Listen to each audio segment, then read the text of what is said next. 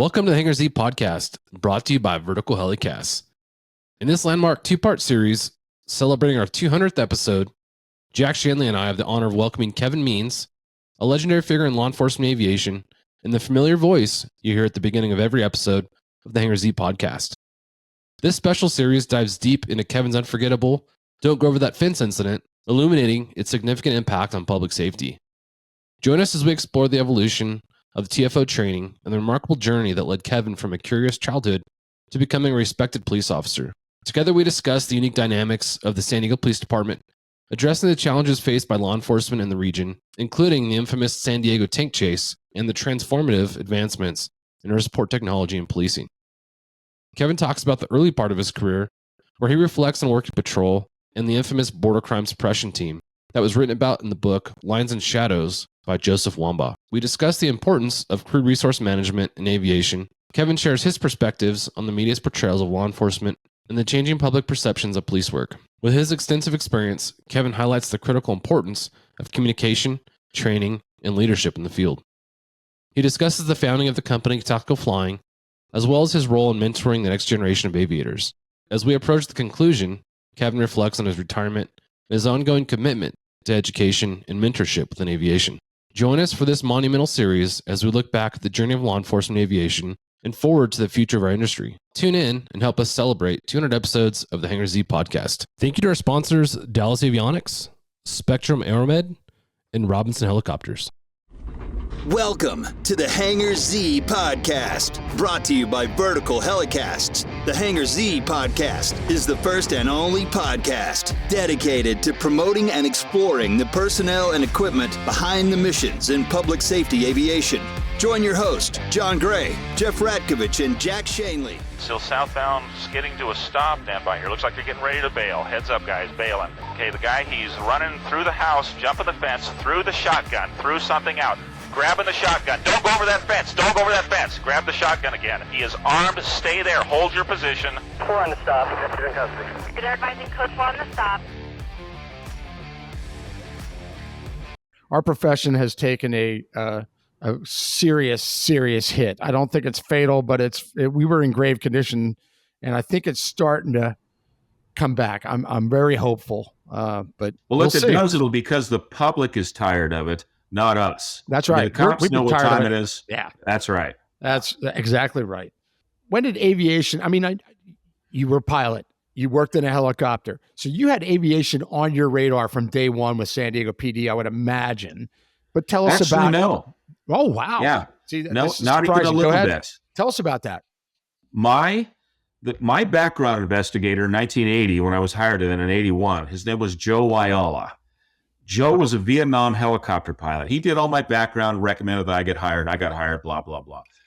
In 1987, San Diego PD, a big narcotics detective, a big narcotics case, it lasted a couple of years, and they arrested this methamphetamine dealer, and his name will come to me. But this guy had a second blow, a Cessna 337 Skymaster, and he had 2 Jet Rangers. Well, as part of the asset forfeiture program, San Diego PD seized those Jet Rangers. That was in 86 or 87. I'm not sure exactly what. That's how San Diego PD's air support unit was started. Interesting. And so they needed pilots. They had Ed Surgott, they had Ray Albright, they had 2 or 3 pilots, but they knew they put Joe in charge. Now he was a sergeant. They put him in charge of the aviation unit. So Joe, he started looking around. Well, we got to get some pilots on. Joe was one hell of a good guy. I don't know if you ever got a chance to meet him, you guys. He retired in 03, John, so he medically retired. But Jack, you might have run into him in your time. Possible. Joe was a guy with vision. He was a leader like few leaders I've ever met before. Just a great man. And he's since passed away. But he knew that we're going to have pilots. So we started looking around who's pilots, and what are we going to require to be in the aviation? They came up with 4 years on the department in patrol, and you had to have a commercial instrument rating to apply for the job. I had my commercial, but I didn't have my instrument at the time. And they came to me and they said, hey, why don't you go on a ride along and see if you like flying in helicopters? And I was having a good time as a narcotics detective. I had hair down to, if I did this, my hair would touch my belt. That's how long my hair was. Yeah. Oh, I want to see I that. had longer hair than Cindy. Yeah. There's a couple of pictures of it.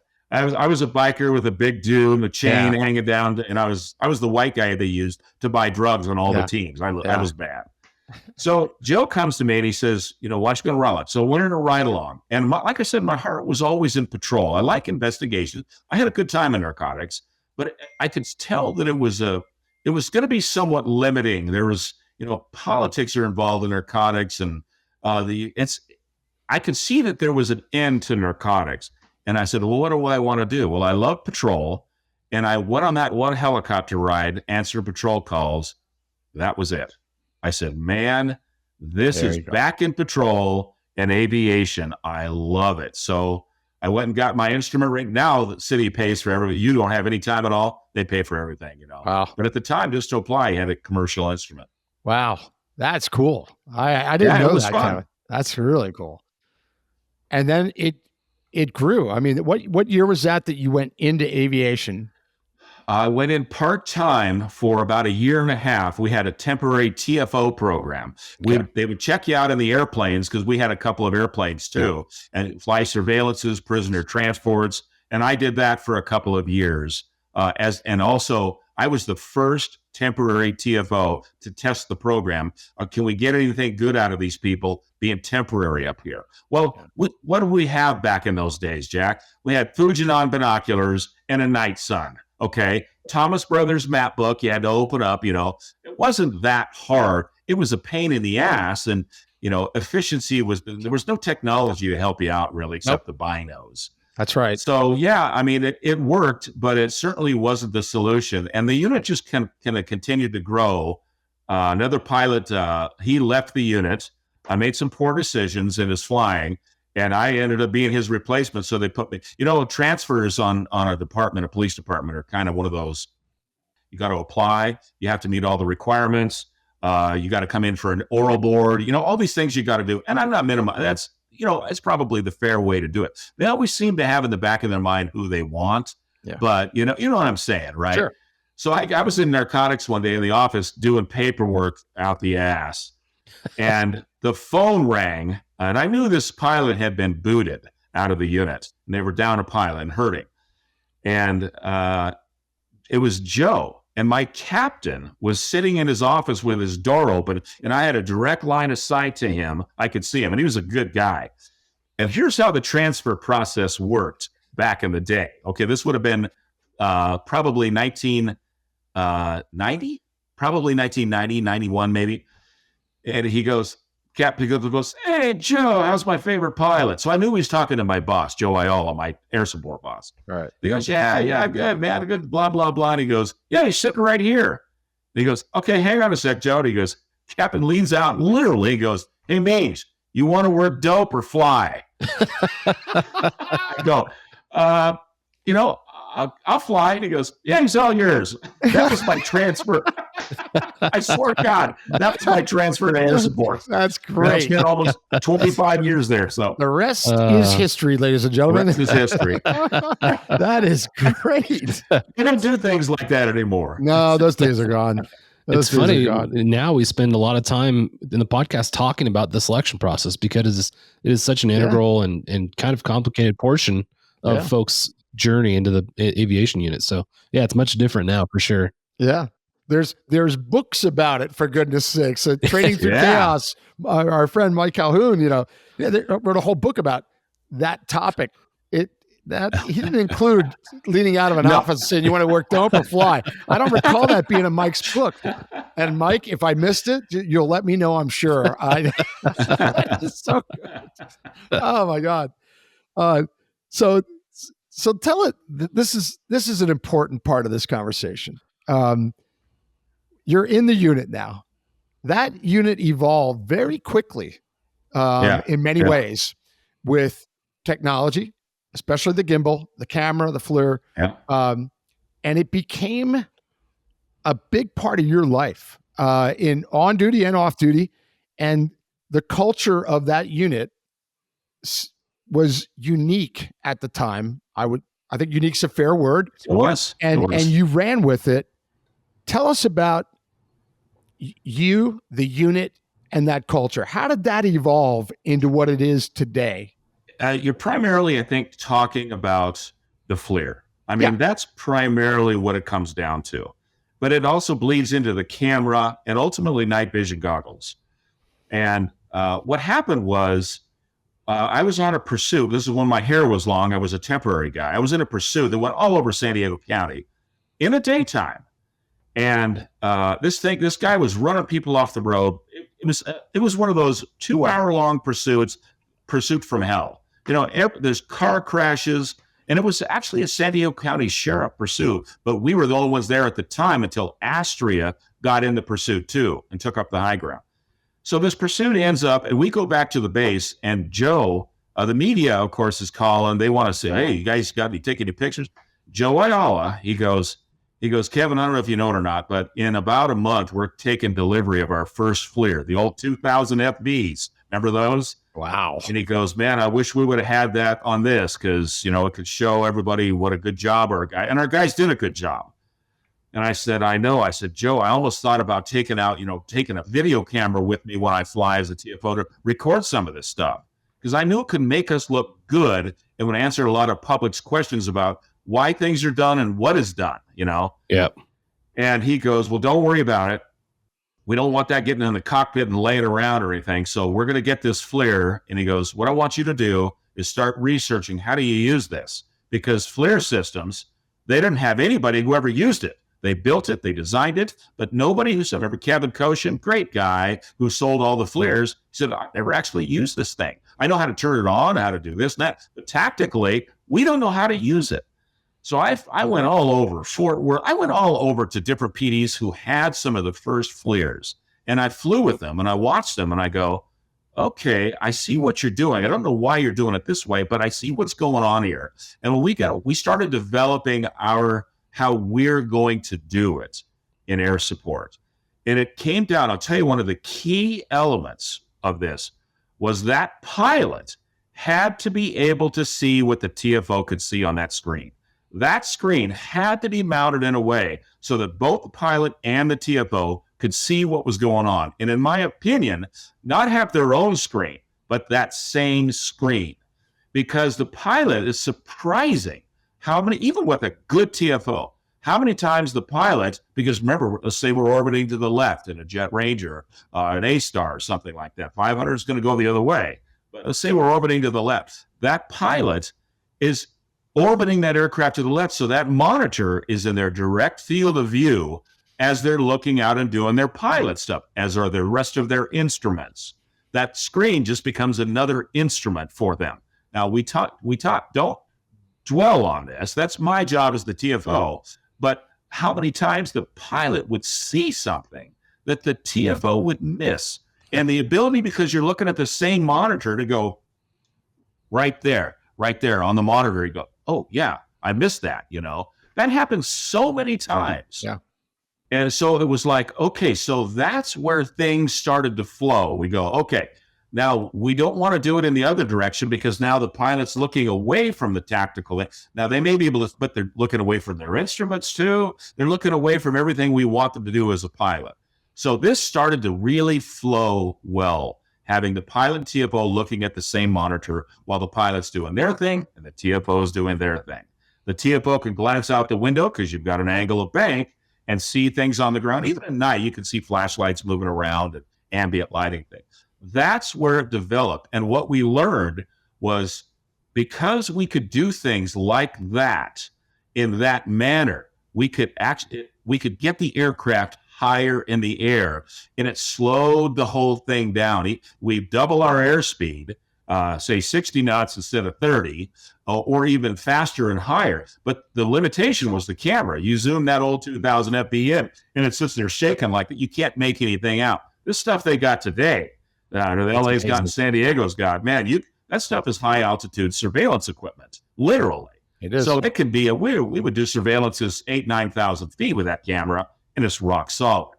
So that's how it all developed. And so there was a few of us. Todd was one of them. Yep. I was one of them. We made a conscious effort to say, okay, let's take this and see what we can do. And when the 8500 FLIR came along, that even opened it up. But we could tell we were on the right track. I mean, we all had the 8500s. We could tell we were on the right track, and it made us able to fly higher, faster, quieter. Made some sound, people weren't complaining quite as much because we were up a little bit higher. The interesting thing was, and Jack, you said it earlier in a different way, not everybody bought into this in my unit. Okay, the old timers didn't want to have anything to do with it. They wanted to roll into a call with a searchlight at 200, 300 feet AGL and spinning around like a tin can out there you kicked. And we just said, guys, there's a better way to do it. I couldn't really blame them. I did to a certain degree, but I blamed management for not seeing the differences between the two. Here we can see at night with technology that's passive, instead of turning a light on and alerting everybody where we're looking. And yet we could get the machine up so much higher, safer, quieter, faster. All the benefits are right there. But management, and I don't know about your agency, Jack, but one of the things was we would bring people into the unit as supervisors who had never sat in a helicopter before. They weren't pilots, and they didn't know anything about it. Well, who are you going to default to listen to?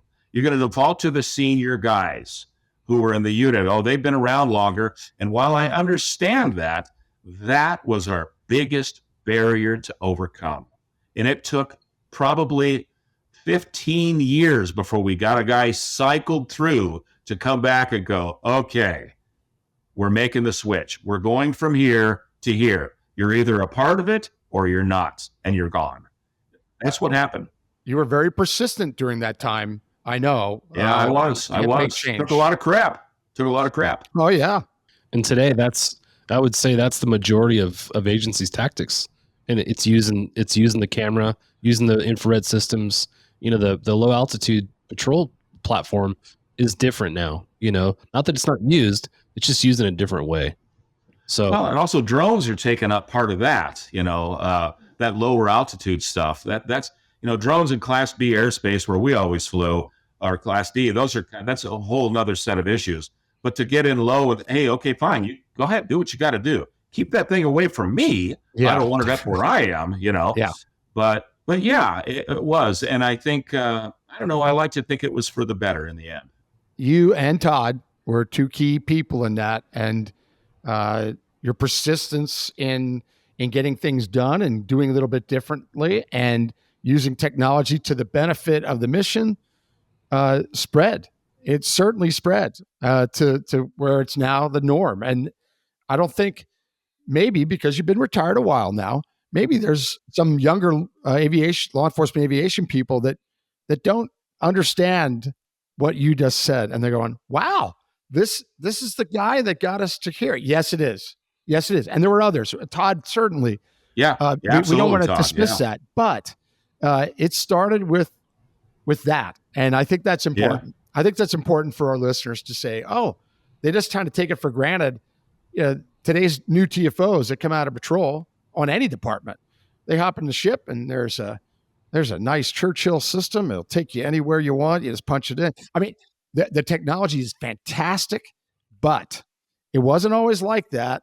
And one of the reasons that you have these nice gimbals and the day camera, the night, the FLIR, and you're able to use it so effectively is because people before you kind of, laid the groundwork for where we're at. And people need to recognize that. It's part of the history of law enforcement aviation.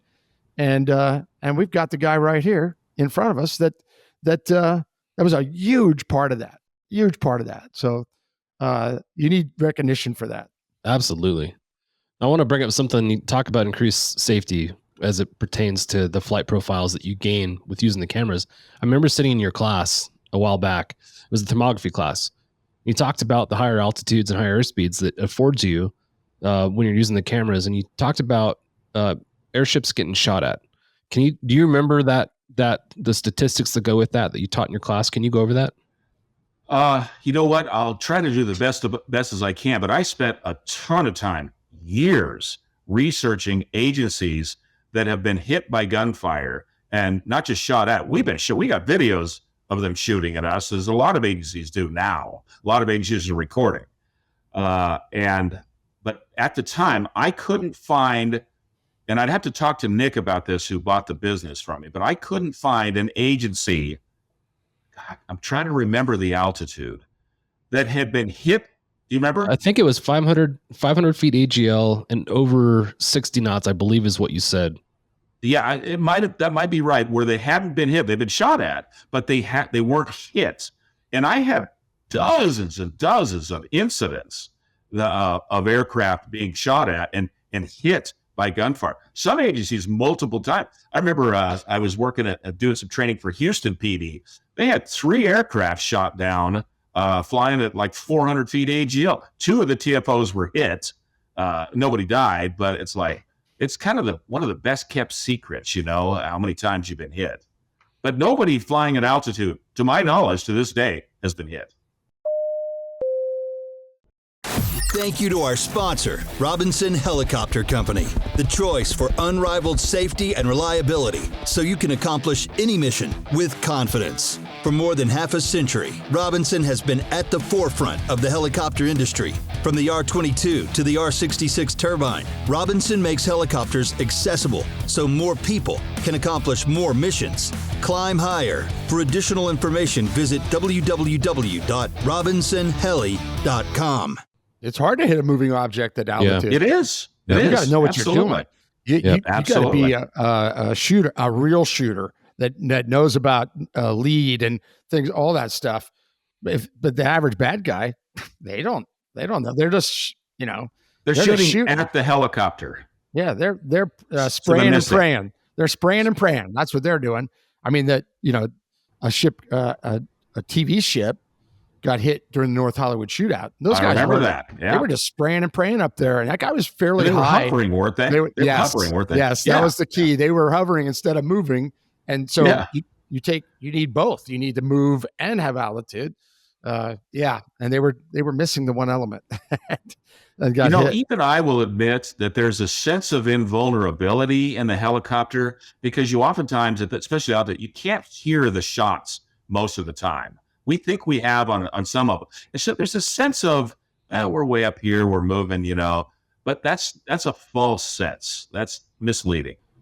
Let me ask you a little bit about some CRM stuff, and then we're going to go into what we just talked about, what that led to. But I want to get this in because I think this is so important, because I've witnessed it with you and Todd. And your unit, I got to know a lot of people in your unit over the years because of our interactions with training and all sorts of reasons, and friendships.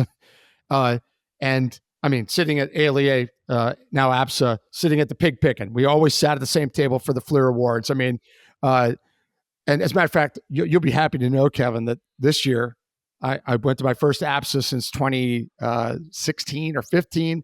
And John and I sat with San Diego. So, yes, we did. And it was great. I just said, well, it's just continuing what I always did. But what I want to talk to you about is partners and CRM. Talk about, you worked with a lot of good people, but talk about the relationship of a good partner and the crew resource management that takes place there, and how that benefits the final outcome of a mission. Without naming names, because I don't want to disparage everybody, we had some very good pilots. We learned, I think, finally how to pick the right people. That didn't come fast. We made a ton of mistakes on our selection process, because, as you guys know, finding a guy or girl that can do the job and putting them in a cockpit, training them and getting them to do the job, man, that's a long, slow process for them to be good.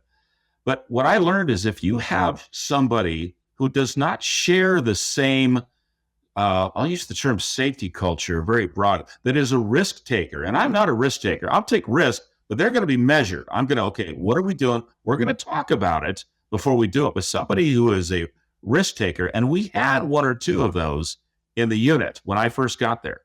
They didn't last. They ended up going out of there. That is, to me, that is a huge problem in a unit, you must be looking for somebody that doesn't, because that risk taking doesn't just exist in the air support unit. You look back in their career, whatever they were doing before they came to air support, they were doing the same thing in whatever field it was. K9, patrol, investigations. They were shoot from the hip type people. No, we can't have that.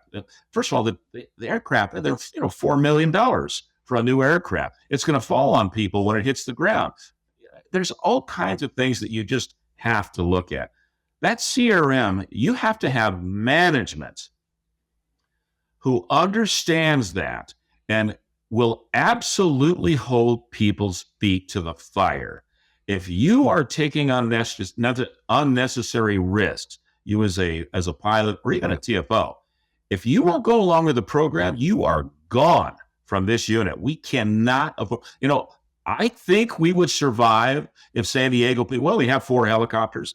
I think the unit would survive because it's been there a while. It's proven itself. There are many agencies out there who, if they crashed a helicopter, they'd be gone. They'd be gone away. They would come back. That's right. Yep. You can't do that. And first of all, look at the disservice you're doing to the people on the ground to lose that. So it is so important that management understands what a risk taker is, who these people are, what to look for. Because once you can get the right people in there and you can get the right training for them, man, I'm telling you, the sky's the limit. No pun intended. It really is that way. And we started to, Todd was really, really good with this. Yeah. He was a good judge of personnel. He was a firm personality like me, but he was much more, I think, people-oriented than I am. It's just natural way. And he was really good, I think, at saying, this guy's got her or doesn't, or girl. I use the term generically, guy, who's ever listening, but and dealing with them. He was really good at that. But the CRM up there is important. He's really good at that. Yeah. He does have that personality that allows him to do that. And I've had many conversations over the years with Todd and about all sorts of topics, including personnel stuff. And he always was just a good source to just he'd tell you something, you just go, wow, I never thought of it that way. And that's good because he had good foresight and he was a good reader of people and personalities. But I'll tell you one thing about Todd. He was a terrible kisser. Okay. I cannot confirm that. I'm just saying, I'm just saying. Look, hey, what happens in the cockpit stays in the cockpit, Kevin. Jeez. That's funny. John, how are we going to get Todd on now? He's going to say, I was really leaning toward coming on, but now you're going to ask me about Kevin kissing me. Jeez, well, now I don't think I'm coming on. He has to come on and defend himself now. Yeah, I mean, hey. Well, that's it. That's the angle. Good, John. There you go. See, John, that's why John created this. That's why he's the smart guy here. We'll use it. We'll use it. Say you have to come on now and defend yourself with this kiss stuff. Oh my God, that's great.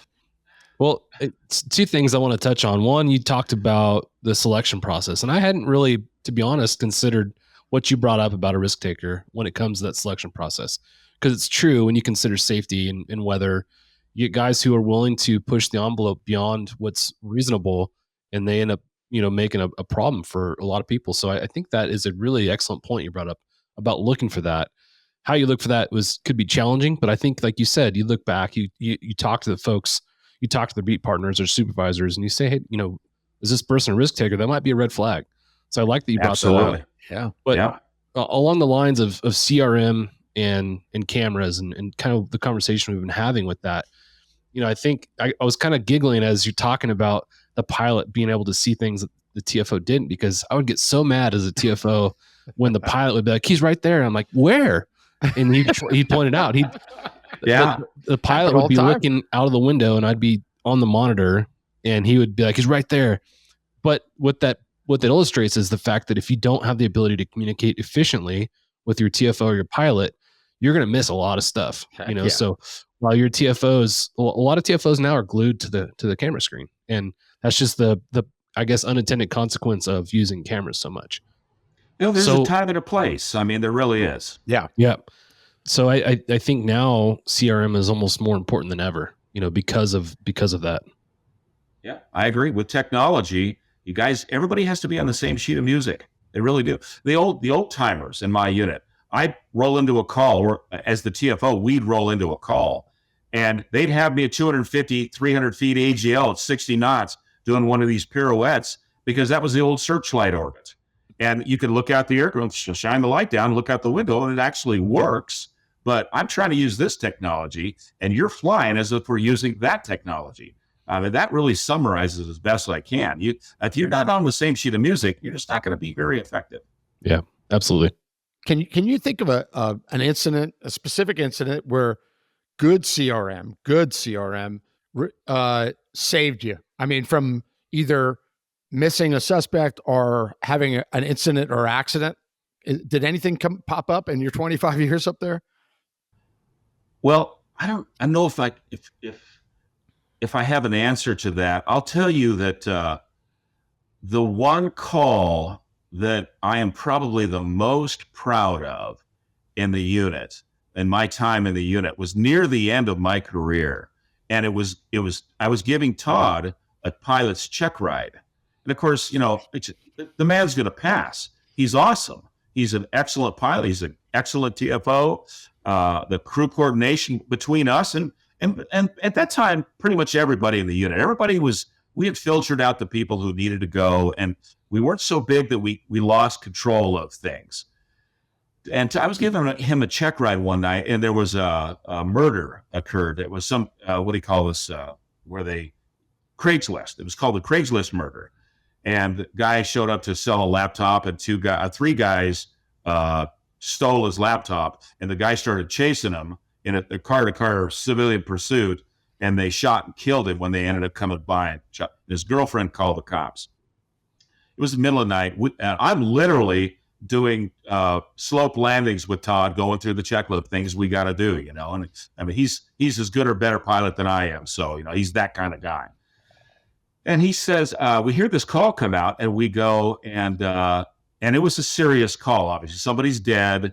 3 suspects crashed about, a quarter mile away after they did the murder, and they ran into this residential neighborhood. Of course, Jack, what are the things you teach over and over? And a perimeter. So the perimeter's locked down. We were at our fuel minimum by the end of that hop it was about a 2.5 hour search. And we got all 3 suspects with the FLIR, and just doing the things that we had done and developed over, literally at this point, decades, working the calls the way we trained to work them. And the crew coordination was as good as it could get, in my opinion, that night. And we got all 3 suspects were found and directed officers to with the FLIR. That crew coordination was that's one in my memory that stands out. That's a good one. And were they hiding in separate locations? Oh yeah. Oh, they were blocks apart from each other. Oh, that's methodical, step by step by step. And you know what was so cool at the end? The last suspect, the little things. There was a perimeter officer, leaning on his car. The same thing I would do. Like, okay, I got to sit in here in this perimeter. I can't go have the fun searching. The dogs are doing that. Blah blah blah.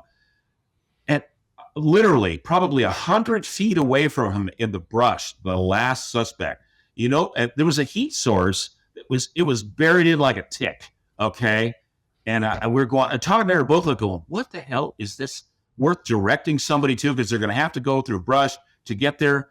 Well, in the yard where this heat source was this little dog. And he's standing there looking at and I remember, Jack, you had another example like that, but I remember that issue. This is all on tape. And I'm looking at this dog. Todd and I are both looking. Todd goes, yeah, look at this dog. He's looking right at this heat source. I said, that's worth sentiment. That was suspect number 3. Yeah, and we told that perimeter officer, hey, dude, we got to on TAC. And everybody switches to TAC when you tell them to switch. One guy to switch to TAC. Yeah. We said, hey, dude, I just want you to know that guy was caught because you were where you were on your perimeter. I'm telling you right now, you would have been gone had we not caught. So, yeah. That's great. That is really great. 3 for 3 on a homicide. Yeah, baby. Yeah, baby. You just, it makes you proud. It was a great night. We're having a good time. So to kind of level everything out, I had to fail Todd on this check ride. So Because you didn't get to do a hovering auto. yeah. Sorry, man. I mean, you did do everything you're supposed to do. See, we got to talk to Todd about that. Failing a check ride with Kevin because of this murder suspect stuff. Well, let's get our priorities down, okay? That's great. That is great. It's funny. I can relate to your reservation about, be like, hey, we got something over here, and you're afraid in the back of your mind, is it a possum? Is it a rabbit? Like, what is this thing? Yep. Because we've all sent people in on things that, as it turns out, isn't something. But we've talked about it a lot. It's better to be safe and sorry. And I think the patrol folks now are really slowing down their searching. They're being a lot more methodical than ever, which is great. Then you don't feel like you're kind of ruining their system of searching. So yeah, I can identify with that reservation right there. And we have the same philosophy on this, what I'm about to say, Kevin, because I know it, because we've been around each other teachings for so many years. You can't catch fish if you don't go fishing. That's right. Don't hesitate sending somebody to a heat source. Don't start convincing yourself it's not him. You don't know. If you don't know and you can't figure it out, you've got to act on it. Don't just go, I sent them to 3 things in the past 10 minutes and they weren't. Maybe this is the homicide suspect. Yeah, think how easy think how many TFOs would have looked at that heat source that you're describing, Kevin, and said, I don't think that's anything. It's something else. Well, what is it? They're not being suspicious enough. Yeah. And if you can't figure it out, there's no problem sending a dog team through the brush. That's their job. That's their job to go in there among the fleas and the ticks and all that. They signed up for it. And yes, there are going to be dry holes where you get in there and it's something else. But you're also going to catch homicide suspects. Yep. We had another 10851 chase down the freeway. The suspect bails out, goes up a hillside before we're ever there. We get there, we're doing a flare search, and I find this heat source. I just can't make it out. I just can't. What is it? We're changing our angle. We're doing everything we could do. Dave Cookson, you might remember Dave. Dave was the pilot. And he's going, I don't know, man. I don't know. He goes, I don't think it looks like a person. I said, well, I don't either, but I can't explain why would this heat source be right here? So I direct the units in, and they're all coming in. They're converging on kind of 1/2 circle toward it. And all of a sudden they're running away. And it was a hive of bees. Oh, that's right. I didn't know they generated heat. Well, that's sorry, right. guys. I remember that. Yeah. I think yes, I've seen that It's video. on tape. It's Yes, all I've recorded. seen that. Thanks, Abel. Hey, thanks a lot. You did a big help. Oh, yeah. That's great. Well, now an important shift of gears here. You did a lot of instructing within your unit, as this progressed, but eventually you started to instruct outside and to other agencies and other organizations. When did that happen and how did that happen? What was the first, and talk about the first time you did that and how that took place. Thank you to our sponsor, Spectrum Aeromed. Spectrum Aeromed is your trusted partner in aeromedical solutions. Experience safety and innovation with their customized interiors designed for both rotor and fixed-wing aircraft. Elevate your patient care with Spectrum Aeromed. For more information, please visit us at spectrum-aeromed.com or visit our team at NBAA Base, booth 1107, or at AMTC, booth 819. I don't remember the year. It would have been probably around the early 90s, right after we got our first FLIR. I was trying to figure out, as per Joe's instructions, how do we use this? Well, ALEA had a conference. It was in Phoenix. And so you can figure out, go back to the conference, what year that was. And they had a FLIR course there, their first one. It was a 1-hour course. And I said, I got to go to this. I went just for that. There was a bunch of other good things, but I needed to see this FLIR course. Well, I go into the FLIR course, and I won't say who the agency's from. Doesn't make any difference. He's literally sitting on the stage with his feet hanging over. It turns out to be just hey, what do you guys do? What do you guys do? And while I understood that we're all trying to learn, even instructors are learning, it was virtually no help to me whatsoever to try to figure, where are we here? How do we do this? So we had been playing with it, and coming up with a few ideas that seemed to be working good, i.e., which way to orbit, how to mount the monitor. So I contacted ALA and said, look, I've got a bunch of recordings. Why don't you guys look at this? The training, I don't remember who their training guy was back then. I don't remember. Do you remember who that was? I know Sherry Hadley. Sherry Hadley was deeply involved in it, but so I Late 90s? it would have been early 90s. Early 90s. Oh, this is well before my time of going in aviation. Okay. Yeah. So I said, here's some recordings. I think I can teach this over, maybe a 4-hour block or something instead of what we had last, because the class got terrible reviews in Phoenix. And they said, okay, that's great. So I taught the class a 4-hour block. I think it was the next year. I'm pretty sure it was the next year. And I think it was in Houston too. And it got great reviews. And ALA said, we want you to come back. And they said, we want you to expand it to a day. I said, well, I'll have to check with my department to make sure I can get it off. And they gave it to me off, and I did it a day. Well, it kept growing and growing and growing. They wanted more and more. And by then now we were kind of refining some things that we had been testing. I feel that's the best way I can put it. And the class grew from there. And then people would come up to me and say, can you come out to our unit and teach everybody? Because they don't want to hear it from me. They want to hear it from somebody else. And I get that. I get that. So that's how I couldn't afford it to use all my vacation. The department wouldn't let me go anymore, but I still had vacation time that stacked up for years and years that I could use. So I contacted the department and said, I'm not selling this to anybody. I'm not giving it to anybody, the videos, but agencies are asking for me to come out and teach it. And to their credit, they said, go ahead. That's okay. Go ahead and do that. I had to use my time, my vacation time, but I was okay with that. And I charged, cover my airfare and my hotel and stuff, and met a bunch of good guys. But that's how tactical flying came about. Then it went worldwide, and I couldn't stay up with it. I literally would go to the airport after getting home, getting my clothes, my tactical flying shirts washed. I went down to the airport one day. I'm down in Lindbergh, and they said, as they always say, what's your destination, sir? I could not remember where I was going. And I go, oh yeah, I'm going to, somewhere in Europe. And I'm just going, I was like, okay, this is too much for me. This is too much. So that's when I started saying, and I was tired of living in airports and hotels. I was always gone. And so I said, I'm getting older. I'm looking at retirement, a few years off. I got to start handing this off, get doing that. So that's how I've developed. And how that is great. Yeah. That is great. The airport story is really good. That was a true story. Yeah. Oh, I believe it. Oh, believe me, I believe it. Where around the world have you taught? Can you rattle them off? I mean, you've been all over the United States. That's a given. You've been all over Canada as well. Where else? Canada, Amsterdam, Sweden, Brazil several times, Australia several times. Where was it?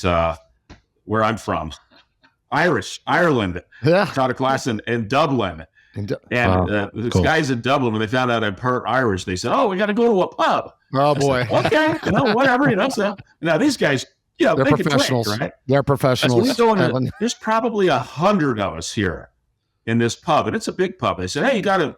I'm not even going to try the accent, even though I'm Irish. You got to do the spoon game. You know how to do that? I go, I don't know what you're talking about. Okay, here's how you do it, Kevin. You put a spoon in your mouth, the handle in your mouth. You put your hands behind your back. You're on your knees. Another guy or girl is directly in front of you. You each have a spoon sticking out. One guy leans forward. You lean forward and hit him on the top of his head with the spoon in your mouth as hard as you can. But then he gets to do it to you. I go, okay, we'll leave it to the Irish to come up with this. So they said, you go first. I said, okay. So I'm leading. I go with the spoon. I go, look. The guy, everybody goes, oh man, what a wimp. First time I ever done this. So then, okay, now you got to lean forward and then whack on my head. It's like, oh, geez, I said, okay, do it again. Now everybody's laughing their ass off, right? There's 100 people around this crowd. And I do it and I go, oh man, you just do not have the hang of it. Okay, your turn again. Whack on my head. Well, I didn't know it. but figured out some guy's coming up behind me. I can't see him. He's going pop on the back of my head. So that's what I learned about Dublin. That's a good memory. That's great. To this day, it's like, That's hilarious. That's great. Well, it took you, the so my class, brother's in Ireland.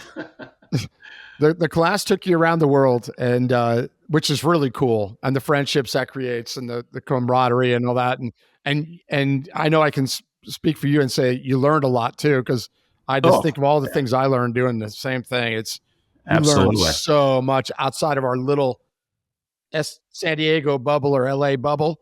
There's a big world out there, and people do things in a gazillion different ways, and it was fascinating. And then along came the day when you started writing, and you had written articles, but you wrote a book. Tell us about your book and how that came about. That came about because of you, my friend.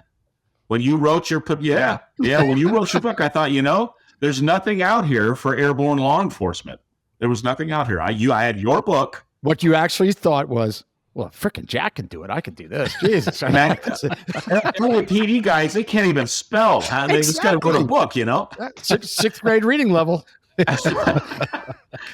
So I read your book and I said, there's got to be something for airborne law enforcement. Well, I couldn't find a thing. So I just sat down and wrote the book. Yeah, same company.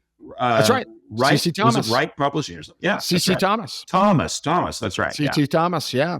And tell us the title of your book and how they can still get it for those young TFOs out and career crews.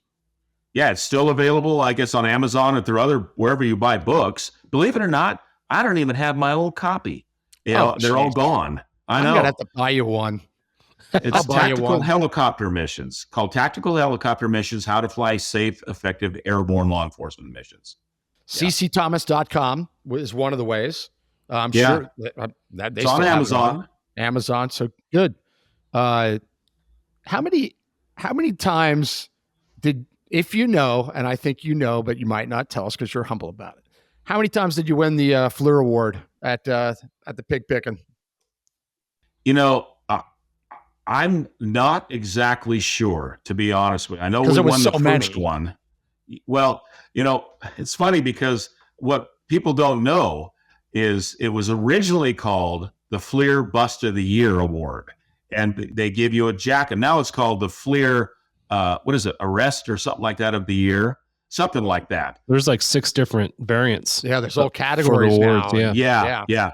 But do you know why they changed it from FLIR Bust of the Year? This is a true story because I was there when it happened. We were back at FLIR Systems. I did some consulting for FLIR Systems, and Cindy went with me. Now, my wife is fairly well endowed, okay? And she was, we were back there talking to them, and their public relation people were there, and they were, we're just kind of press the flesh type thing, say hi and everything. And thank you they get the jacket. Well, Cindy put the jacket on. The president of FLIR was there, the public relations, and Kevin Koshin, the guys we run to, and it said the shirt said FLIR Bust of the Year. Oh, and I said, hey, I like that. And Cindy goes, yeah, I like that too. And their public relations person was there, and she about came out of the room. She goes, we can't call it that. So they changed the name. So we have the original FLIR Bust of the Year award. Wow. But you did in fact win it multiple times over the years. Yeah, we did. Personally. The team, the crew did. Yeah. Yes. Yeah. Because I one of the tips that I provided to Brian Spillane years ago when he was making the funny videos for that night, which he still does. I mean, Brian's the best. And I said, somehow, someday, you've got to get a scene into one of your videos of Kevin opening his locker. He opens his locker at work, and videotapes fall out. I mean, videotapes on videotapes fall out. And then there's going to be a stack of like 12 leather jackets with years attached to them. Which year? And he goes, oh, which year am I going to wear today?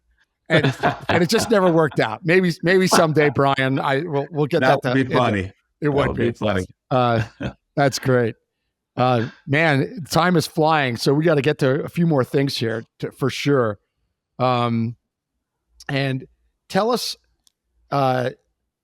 is there one FLIR incident?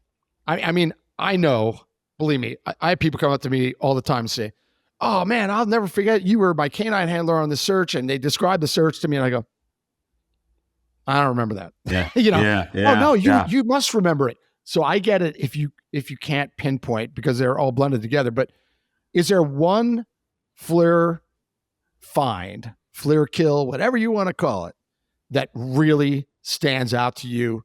Aside from that 3 homicide suspects, that really stands out where you went away and went, wow, that's the best I can do. That was awesome. Anything jump out at you? Well, I'll tell you, it's going to be that call. It's going to be those 3 homicide suspects. We worked for every one of those guys. We worked every angle. We did everything that we could think of to do, and it paid off in over about a 2.5 hour period. So yeah, it would be that one, to be honest with you. You know what? That's cool. The dove over the fence guy, that was one of the ones that I'm most proud of too. So you should, thank goodness for the FLIR.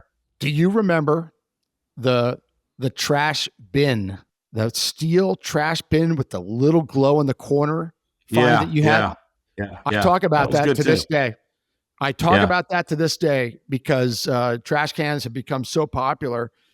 I do a long segment on trash cans and trash bins, and I'll never forget that one. That was not much. And I remember the conversation being between the pilot and you. And it was like, and you said, hey, I got something here. And your pilot's like, I don't know. You know what I mean? I don't know. It's pretty far away. And that's hardly anything, but you ran with it. Do you remember that one? Yeah, I do. I do remember that. Yeah. That's one of those things where in the class, when I was teaching the class, it's so important to get proficient with your FLIR, because if you're not proficient, you won't know what is abnormal versus normal. And that abnormality is, you have to learn to think in terms of heat. And, you'd never see that with the naked eye. I mean, you'll see it, but it's not going to stand out at you. But why would there be heat there? Maybe there's a dead cat in there. Maybe there's a composting a bunch of grass this year. I mean, it's definitely there are other things that could cause it. Right. But it's here we are in the search perimeter, and here's this heat source. Take a look. Yeah. Take a look. Again, it's not going to hurt anybody. Right. The people on the ground, and I know you took this seriously too, educating your ground folks. If you explain FLIR to them, they'll understand when you send them to things that aren't the bad guy. Exactly. That's right. It's if you don't educate them, then they're going to get pissed. Then they're going to go, what the heck is that? What's wrong with this guy? But if you've given them some instruction, they're going to go, wow, that was a cat. Okay. But the next one might be the homicide suspect, against the fence. And that's what's so important. It's not just training our air crews, it's training our ground folks too. And in that absolutely. Sort of thing. Yeah. And you know what? You're not going to get great reception from all the ground troops. No, you're not. Okay, here we go. They get, you know what? Okay, but I still need somebody to take a look. I'm sorry. It turned out to be grass, decomposing. A beehive. The beehive. A beehive. Sorry. I think I owed some beers on that one. I have to admit. I'll bet. Yeah. But you know what? Yeah. And you shouldn't, as a TFO, just, there's a heat source, get in there. No. We got this. Take your time. Go change your angles. And I always tell them, look for the most important thing. You're not always going to get it, but movement. If that thing moves, that heat source moves, okay. Now we're talking about, at least we know it's something living. It's a step-by-step thing. Even if it's a suspect who's dug in, a lot of times they're just going to do one of these. That's all we need. That's all we need. That's right. Yeah. So, that's Take right. your time. We got it. Yeah. On the education front, it's interesting because with the downlink systems now that are available, you have dispatchers, you have people monitoring the real-time crime centers. They're an extra set of eyes for you as a TFO monitoring that infrared camera feed. And if you've taught the folks like, hey, this is what's normal, here's what's not, man, it could be affecting. I can't remember. We had a previous guest that did talk about, I think it was a dispatcher that did pick up on something and brought it to the crew's attention, and it ended up being a suspect. So that Yeah, that education is important and it pays dividends. It does. Yeah, interesting. We had that when we were downlinking when we got this new technology. It's very interesting you bring that up because I had forgotten about this. The dispatchers had in my daughter's communications this gigantic screen up there. They can see, if they want to look up, they can see what we see on our screen. And a dispatcher on a hot call talking to a victim. It was a prowler call at night, and it said, "Okay, you got an officer walking up right now." Whoa! When she was telling the RP that an officer is walking up, said, "Hey, we can't have that. That's a possible tactical problem. What if it's a setup call?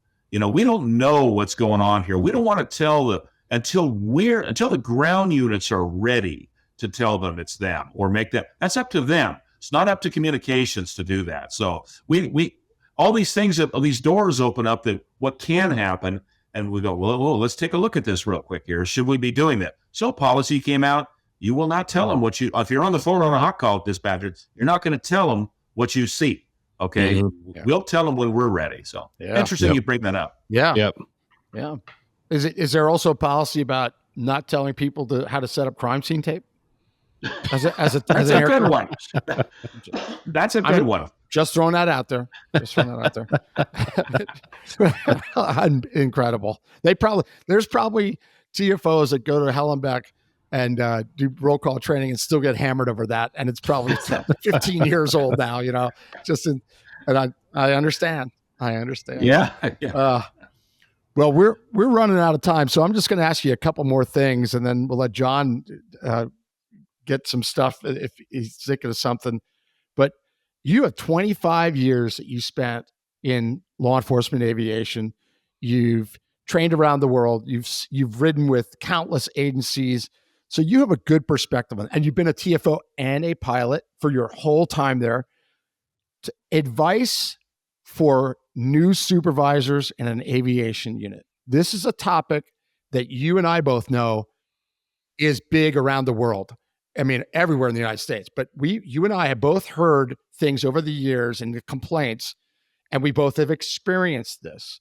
So I'm interested in the advice of a 25-year law enforcement aviation unit member on advice for a supervisor in aviation, how to be effective and in that position. Run with it. Thanks to our sponsor, Dallas Avionics, who provides innovative products to law enforcement, the Department of Defense, Homeland Security, military, air medical, search and rescue, and special missions operations. Dallas Avionics distributes OEM equipment, including communications equipment, digital audio systems, PA systems, flight tracking, and other mission-critical devices. Visit DallasAvionics.com for more details. I was never a supervisor. I chose not to go the supervisory route. I knew it wasn't for me. I was where I wanted to be, and it just seemed to work well. So having said that, I'm not going to pretend I know how to be a good supervisor, okay? Because I did it when I had to do it as acting jack and things like that for a temporary time because I was the senior guy. But bottom line, it was never my job to be a supervisor. I'll tell you one thing, the supervisors would come into the unit, especially near the end of my career. One thing that I had learned absolutely for sure, and it is going to be the hardest sergeant's job you have ever done on this department. It just is. Because you're dealing with people like Kevin Means, like Todd Jaeger, who are into what they do, and other people who are into what they're doing. They're committed to it. They know how to do it. But you're going to have to control us. You're going to have to manage us. You're going to have to supervise us. And you have to know at least something about aviation to understand that we have two gods. You have the department policy and we have the FAA regulations. And somewhere in the middle, that crossover is where it can get sticky. And you got to be a politician because you're going to have to go tell people, we can't do that because of ABC. If you don't know that you can't do that because you don't have the aviation experience, you've just dug us a big hole that we got to dig ourselves out of. So they have to know something about the profession of aviation. They just have to send a supervisor in there. who doesn't understand aviation. To supervise an aviation unit is a setup for failure. It just is. It's because who are those people going to glom onto? The senior people, the people that are popular on the departments. They're not always right. The world moves on. I like to think that in the agencies today, yours and mine, there are new people there who are doing the same thing we did when we were there, trying to make it better, there's this new technology. This is how we integrate it. And I guarantee you there are people there, the senior people, who are dragging their feet all the way. Yep. That's where management comes in. We're going to evaluate it, and we're going to do the best we can of what we got. That's about as close as I could come to answering that question, because that job of being I hope it is. I concur, Doctor. Okay. Yeah, it is a tough assignment, especially with no aviation experience. The best units that we've spoken with are units that have aviators as supervisors. It's tough. You don't ask a non-SWAT member to go run the SWAT team. It's pretty difficult to do that. Yep. So in the same way, it's difficult to go ask somebody who's a non-aviator to go run aviation. Now, I understand that happens, and there's a lot of reasons why it happens. Sure. Yeah. So, like for APSA to have the course for unit supervisor, I think is critically important. They've done a good job of giving them resources and contacts and networking. That's right. To help that job be a little easier. But it is a tough job. I agree with you. Yeah, it is. And what makes it worse sometimes is that it's okay to come in without aviation. It's okay to come in and then get the subject matter experts and learn and sit back, just learn for a long time. And then you can make some input. What happens is you get people in there that are arrogant jerks that don't want to learn anything. And I've got an idea. You know what? We're going to change the TFO training program. And this is what we're going to do. And it's like, whoa. You don't even know what the existing program does. And there's people like that. I can vouch for that. That's a big problem too. But that was good. I love that your answer. One of the things that I learned, and this not just supervisors, but people who came to the unit too, because I ended up having some input on people who would come to the unit, even supervisors to a certain degree. It was when they would come in and they would say, "Yeah, I just want to retire in this job." It's like, whoa. There's the place. Giant red flag right there. I don't want to rock the boat. I don't want to do anything that's going to cause any. We're going to ask you to, Sarge, you're going to have to justify spending hundreds of thousands of dollars on an engine rebuild at multiple times a year. New FLIRs, new equipment. You don't want to rock the boat. You got to be the kind of person who's going to go in there, say, Lieutenant, this is what we got to do, and here's why. And Lieutenant goes, okay, so. Giant, and the people who come in and want to be a crew member, I just want to retire here. Pull the ejection seat, get them out of there. Yeah, exactly. One of our recent interviews, we interviewed a sergeant from Nashville PD, Nate, and he had a list of eight topics or eight strengths of a good leader, and number 1 and number 8 were taking care of your people. Taking care of your people requires you going and fighting for those folks. So, like you said, if you're in a position where you don't want to rock the boat, you don't want to draw attention to yourself, aviation is not the place for you. That's right. Nate was fantastic. John and I sat there doing that podcast in his office in Nashville Metro, and our jaws dropped. I mean, we just got wowed by Nate and his ideas, philosophies, education, experience in leadership, things that we had never heard before. Books. John just got the books recently, books that he recommended. I mean, it was amazing. And that unit has changed dramatically for the better under his guidance. And it was just really encouraging. We left there feeling really good about the future of That's good to aviation. It was great. Very great. Let's talk about one more thing. Retirement. You retired how long ago now? What's it been? About almost 11 years. Yeah, almost 11 years. Yep. You believe that? Wow. It's incredible. Time flies. You sold your business to Nick Minks, our friend Nick. He's doing great things with it. I know you're aware of that. It's incredible. Nick's he's run with all the stuff that you created and gone beyond it, and it's amazing. Yeah. He's doing fantastic. I'm sure you're proud of that. I am. I just say one thing: it will never be as good as when I did it. But Well, that's a given, right, Nick? now, Nick was the perfect person to sell that business to. He was hungry for it. He has a much better business sense than I do for it. I just was doing it for training originally and just cover my expenses. Well, he's doing it the way it should be done. He's done a great job with it. He really is. He's special. Yeah, he's one of the smartest guys I know, and his passion for our industry is up in the highest. Top 10 that I've met, and his desire for folks to do the job better, to be more efficient for the boys and girls on the ground.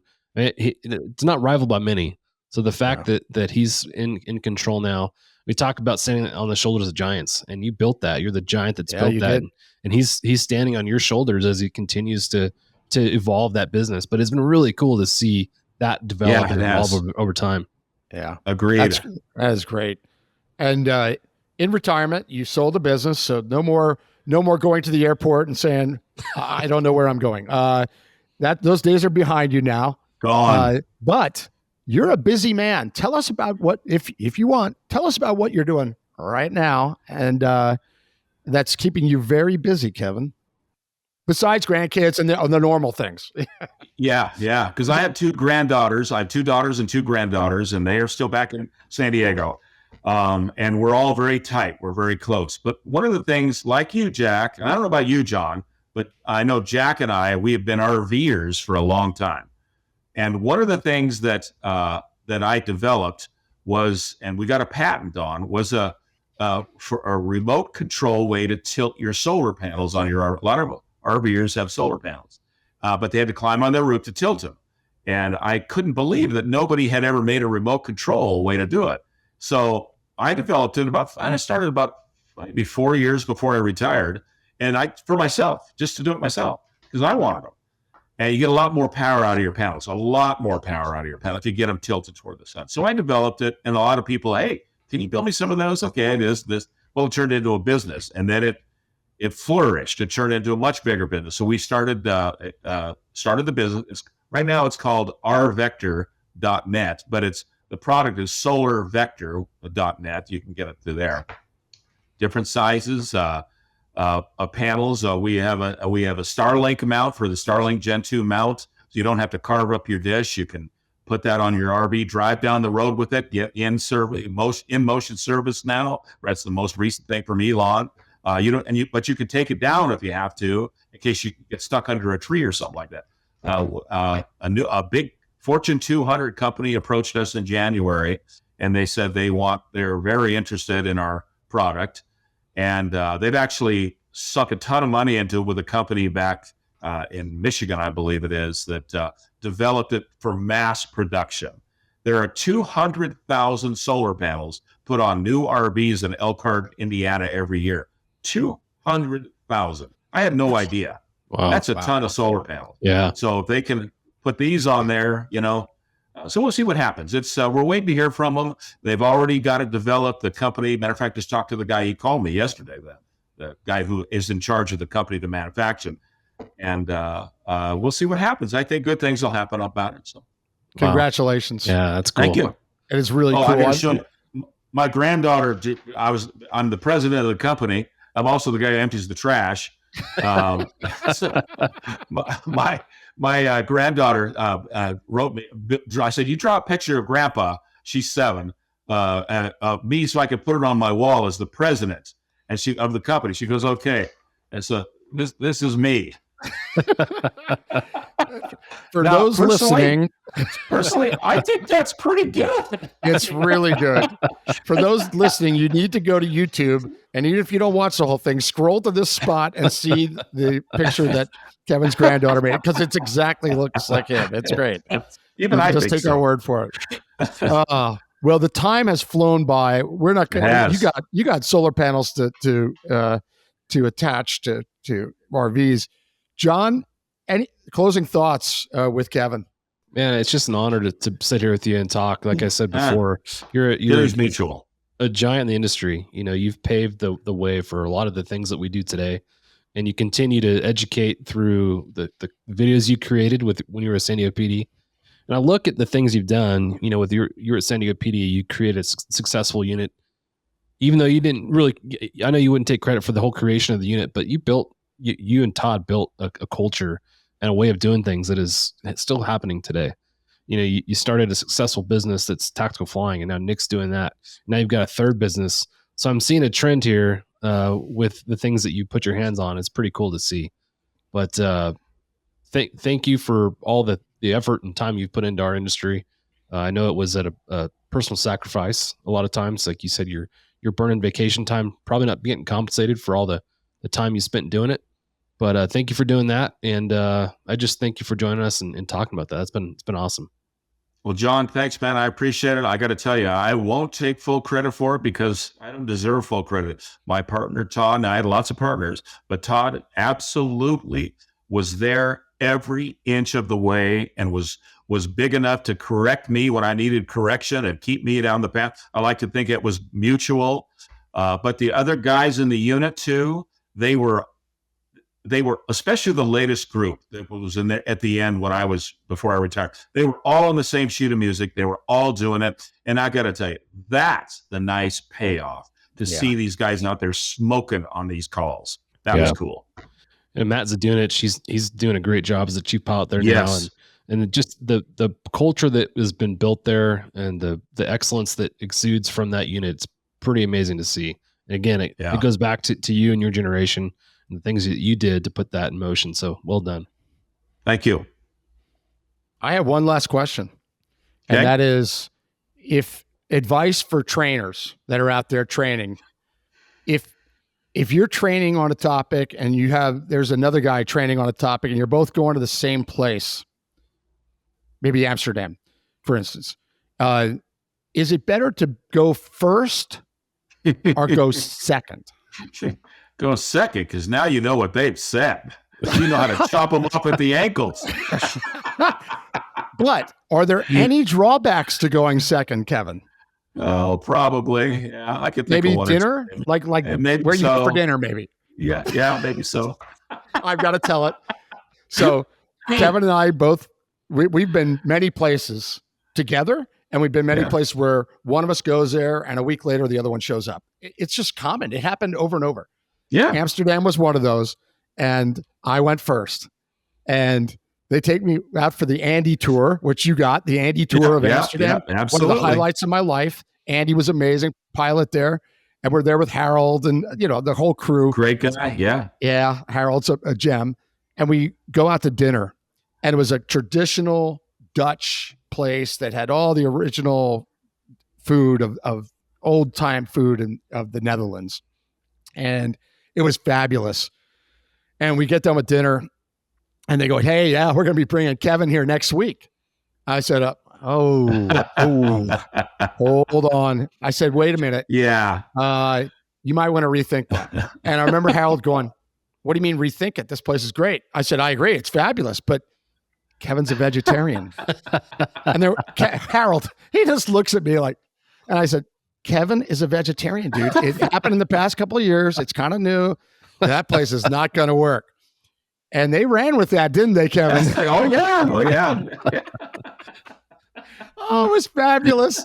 Kevin calls me a couple weeks later and says, he's calling me names. I go, what's wrong? What happened? Was it the guy that I told to ask Kevin if crayons come with his book? No, it's not that. It's where they took me for dinner. They took me to a vegetarian place. I went, what the hell are we doing here? Well, Jack told us. So there are some benefits to going first. That's true. Well, I just want to say this has been fabulous. 2.5, baby. Yep. I knew it would go fast because we could do another 2.5 easy. Yeah. And it's because you told me this would go fast, and I thought, okay, we'll see. Wow, is all I can say. Yeah. This was a conversation among law enforcement, aviation people, and friends, and it was it's easy. Just like I told you. So Todd, let's go, baby. Sign up. Let me just finish with this. Kevin, thank you so much for taking the time to be with us.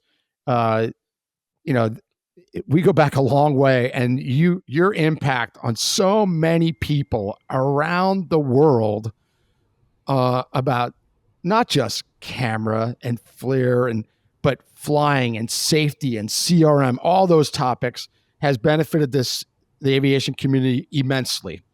And you've done a lot, and you should be very proud of that. And it's been a great time having you on here and talk about just a little bit of it. We hope that we got it. We touched on different parts of that, and you're a fascinating guy, my friend, and we're really honored that you took the time to join us. So, Kevin, thank you very, very much. My pleasure. We really appreciate it. I'm honored. I really am. It's a wonderful thing to be talking to you guys like this. So, well, the feeling is mutual. So with that, John, Kevin, thanks. It was a great time. For those of you watching, don't forget to subscribe on YouTube. Check out Vertical Helicasts if you're going to listen, and we're going to bring you even more guests. Now, maybe not as interesting as Kevin, but we'll try. So for now, we're going to sign off, and everybody fly safe out there. Thank you. Fly safe, everybody. See ya. Thanks for joining us for this episode of the Hangar Z Podcast. Don't forget to like and subscribe to hear more stories that promote the personnel and equipment behind the missions in public safety aviation. Lastly, stand by for a message after a word from our sponsors. Cheers. Thank you to our sponsor, Spectrum Aeromed. Spectrum Aeromed is your trusted partner in aeromedical solutions. Experience safety and innovation with their customized interiors designed for both rotor and fixed-wing aircraft. Elevate your patient care with Spectrum Aeromed. For more information, please visit us at spectrum-aeromed.com or visit our team at NBAA Base, booth 1107, or at AMTC, booth 819. Thanks to our sponsor, Dallas Avionics, who provides innovative products to law enforcement, the Department of Defense, Homeland Security, military, aeromedical, search and rescue, and special missions operations. Dallas Avionics distributes OEM equipment, including communications equipment, digital audio systems, PA systems, flight tracking, and other mission-critical devices. Visit DallasAvionics.com for more details. Thank you to our sponsor, Robinson Helicopter Company, the choice for unrivaled safety and reliability, so you can accomplish any mission with confidence. For more than half a century, Robinson has been at the forefront of the helicopter industry.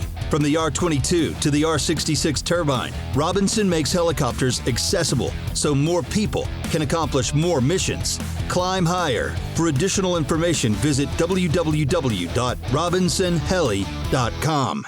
As we wrap up this two-part series celebrating the 200th episode of the Hangar Z Podcast, we want to take a moment to express our heartfelt gratitude to all of our listeners and supporters. Achieving this significant milestone wouldn't have been possible without each of you tuning in week after week, sharing your feedback, and being an integral part of our community. In this series, we're honored to have Kevin Means share his incredible experiences in law enforcement aviation. It's episodes like these that highlight not only the challenges faced by our brave officers, but also the triumphs and evolution of our craft.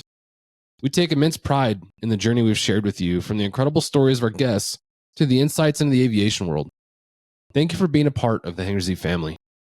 We look forward to continuing this journey together, diving into more fascinating topics and highlighting the unsung heroes within law enforcement and aviation. Here's to the next 200 episodes. Cheers. Time to close up the hangar. Thanks for joining us on the Hangar Z Podcast, brought to you by Vertical Helicasts.